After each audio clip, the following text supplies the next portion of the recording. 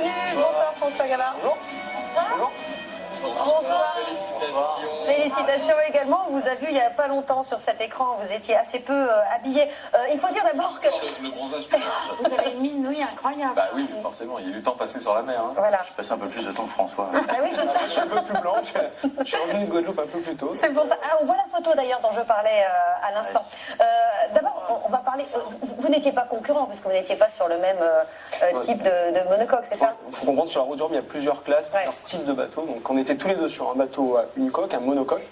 En revanche, moi j'ai été sur la classe Simoca, donc la classe qui est sur le Vendée Globe, donc le bateau qui font 18 mètres. Vincent était en classe 40. Voilà. C'est ça. Des bateaux beaucoup moins rapides, mais assez performants aussi. Alors, on va parler de vos exploits respectifs, mais d'abord, on va écouter 2 ou 3 choses à savoir sur la route du Rhum avec Thomas Pietro-Chabassi.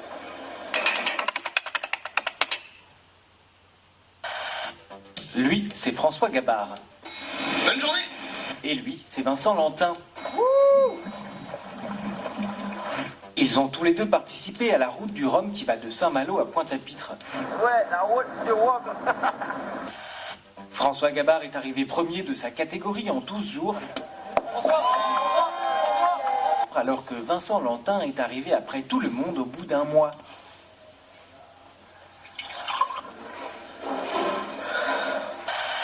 La route du Rhum, c'est 6560 km de course. Elle a lieu tous les 4 ans et cette année, il y avait 91 participants. Quand il fait beau et il fait sec. Bonne journée.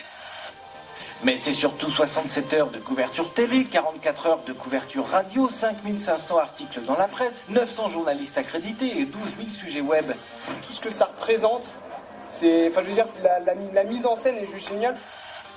Alors pour être visible, il n'y a que 2 possibilités. Être un navigateur exceptionnel et gagner la course comme François Gabard. Je me suis donné, comme jamais je me suis donné, je crois, sur le bateau. Ou bien être un marin combatif mais arriver bon dernier comme Vincent Lantin.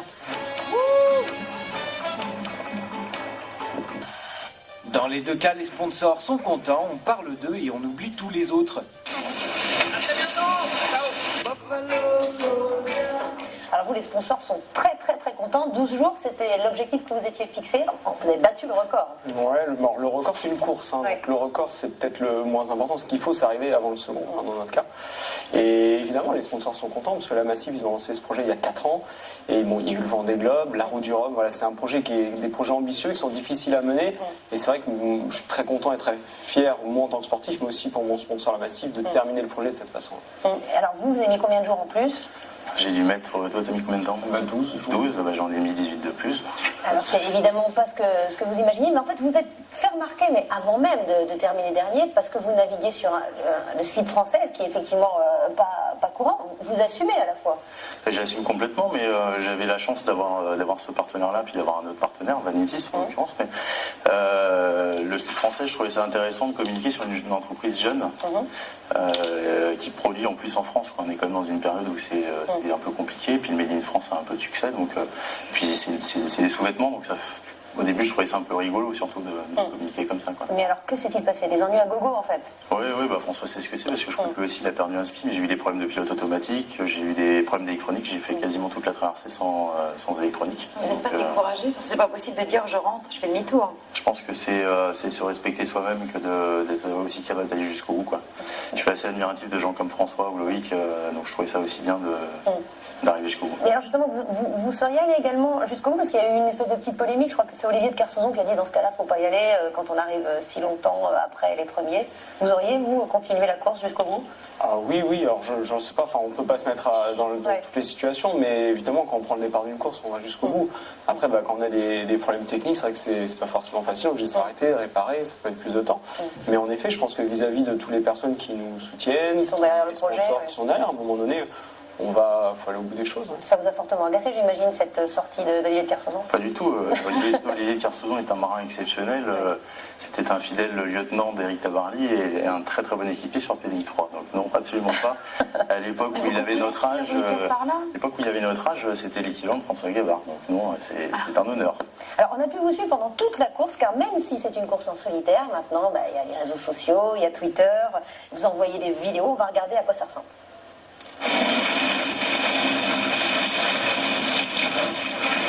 Désolé, pas très original, mais Bah oui que c'est joli.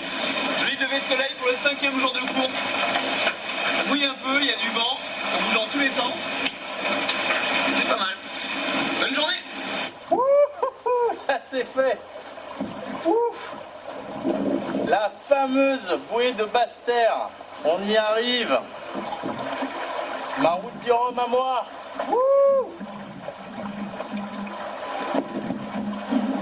Il vous arrive quand même de vous sentir un petit peu seul sur votre bateau, malgré tous ces moyens de communication maintenant Non, parce qu'on sait qu'on est seul physiquement, au niveau géographique. Par contre, j'ai jamais fait, il n'y a jamais de moment où on est autant suivi. Ouais. Il y a quand même un sponsor, Oui, le public. vous suivez la trace. Grosso modo, la position du bateau, c'est toutes les heures. On fait un petit écart de route. Il y a des millions de personnes qui nous disent qu'est-ce qu'il fait. Vous êtes sous surveillance en fait, c'est terrible. On est même plus tranquille en mer en C'est fait. pas la solitude. Je pense que la solitude. Il y a des gens qui prennent le métro tous les jours à Paris, qui sont entourés de plein de personnes, mais qui finalement, à mon avis, sont beaucoup plus seuls que ce qu'on peut être sur le bateau. Et alors, qu'est-ce qui vous manquait le plus? Moi, c'est ma fille qui m'a manqué. moi. Ah oui, quand même. Ouais. Ma fille, puis les amis. Quoi. Les gens qui m'ont aidé à préparer le bateau et à arriver au bout de ce projet. Quoi. Votre drogue en mer, c'est le chocolat noir, c'est ça? Ça fait partie d'une de mes drogues. Oui, C'est vrai. Oui, c'est vrai, parce que vous ne prenez pas des petits repas lyophilisés, vous prenez des vrais repas, c'est ça? Oui, j'essaie de bien manger, c'est Ouais. important. Et alors, Pour le moral aussi, si je suis forcément tourné vers la performance, j'ai l'esprit de compétition, mais la nourriture, il faut bien manger pour être en forme. Voilà, donc c'est important. C'est peu chaude parce que c'est ce qu'on nous propose ce soir, Christian. Je ne sais pas si c'est très... Et vous, c'était quoi alors? Qu'est-ce qui vous faisait tenir? Quel aliment? Quelle est votre drogue? C'est pareil, on se connaît pas, mais la nourriture chez moi c'est important. Donc, non, j'ai bien mangé, j'avais la chance d'avoir un de mes partenaires restaurateur qui m'a fait des petits plats en conserve. Ouais. Donc j'avais sous-pesé la différence entre la conserve et puis le sachet lyophilisé, et puis j'ai décidé de bien manger. Donc voilà, c'est un peu tendance à avoir toujours les mêmes goûts, les mêmes saveurs, les lyophilisés. Bah oui, c'est ça. Voilà. C'est un moment de réconfort, c'est un moment où on se concentre à faire à manger, on pense un peu à autre chose. Quoi. C'était votre première route du Rhum à tous les deux? Il y en aura d'autres? J'espère, c'est sûr. C'est sûr. Et vous garderez toujours un modèle de bateau un peu plus lent ou vous allez changer Non, de bateau? on discutait avec François tout à l'heure, j'aimerais surtout avoir un bateau mieux préparé. Quoi. Mais récupérez ça parce que le vôtre est à vendre, c'est ça? Oui, Massif est à vendre, et tout simplement parce qu'on construit donc avec la Massif, le projet, je disais que le projet s'arrêtait, le projet monocoque s'arrête, par contre on continue et Avec un on trimaran. construit un trimaran, un joli bateau de 30 mètres, donc un bateau qui va vraiment aller très vite, et on sait déjà qu'on sera au départ de la prochaine route du Rhum, mais cette fois-ci encore plus vite, j'espère. Et son bateau, vous aimeriez le récupérer si vous pouviez, si vous aviez les moyens? Ça fait rêver, que Ouais. ce soit le gros ou le petit, ça fait rêver. Hein. Mais ce serait terrible un jour de vous retrouver en concurrence avec votre bateau dans une course.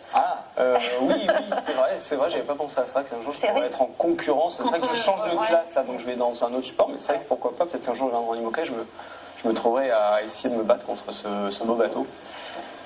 Merci beaucoup en tout cas, puis bravo à vous deux. Bravo François Gall, bravo Vincent Lantin. On va parler...